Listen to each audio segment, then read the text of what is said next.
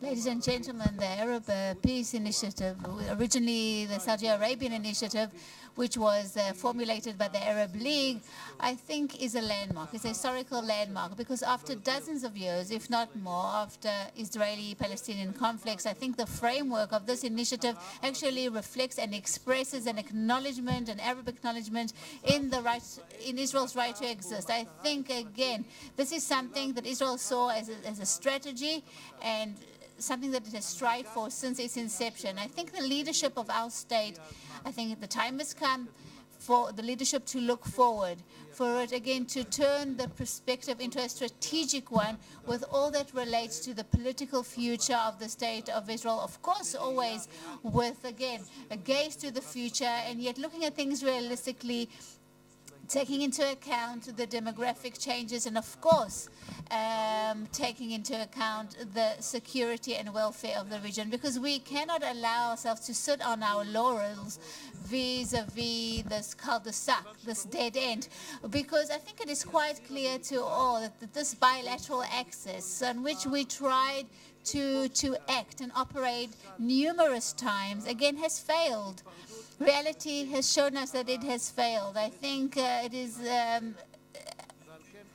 I think that the leadership of the state has to finally take the initiative to look for alternative ways, creative ways, in order to promote this the peace process, in order to bring about a solution. And when I look northwards, southwards, eastwards or westwards, of course, the very meaningful processes taking place in the Middle East have an impact on the interests of the players in the field.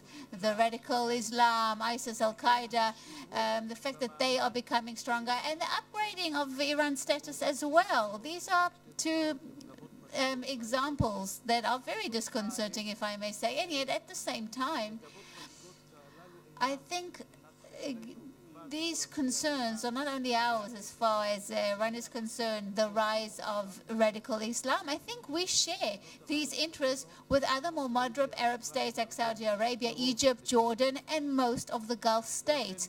And that is why I think the time has come to present an initiative, to take an initiative, and to stop responding, and not out of feeling pressed to the corner, out of an understanding that the Israeli-Palestinian conflict does not take place in a vacuum. We have to move forward to a solution. It's not only an Israeli interest.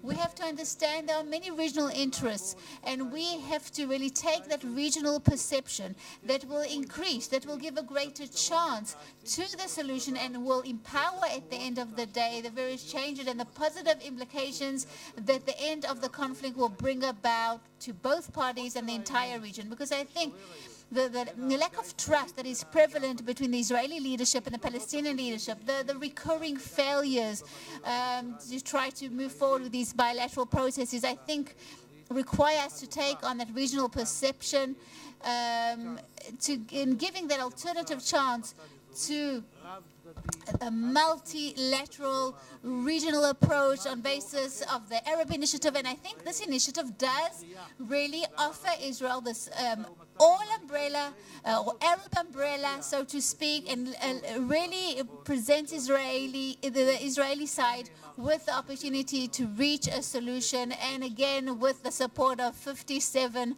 countries. And I will suffice just with the members of the Arab League. I think Israel has to understand that it doesn't see itself as a sole responsibility of the refugees, but it has to be partner to solving the problem. And again, of course, at the moment, retracting from the Golan Heights, that is not feasible at the moment. But I think a solution will allow Israel to have an advantage on both fronts. Because if this initiative does bring a breakthrough in the ties between Israel and the Arab world, that is a strategic achievement, economic one, a social one, a political one, absolutely. But no less important is, of course, the fact that it actually realizes one of the objectives of Zionism. On the other hand, if the initiative fails for various reasons that are not dependent on Israel necessarily, then again, it's still, if we solve the problem, we will be getting that legitimacy from the international arena. And I still want to say that Israel and the moderate Arab states have many common denominators and interests. Geopolitical stability in the Middle East, dealing jointly with radical Islam and terrorism, whether it's Salafite or Sunni, and with Iran, who still aspires to achieving nuclear weapons, and of course the economic development of the region.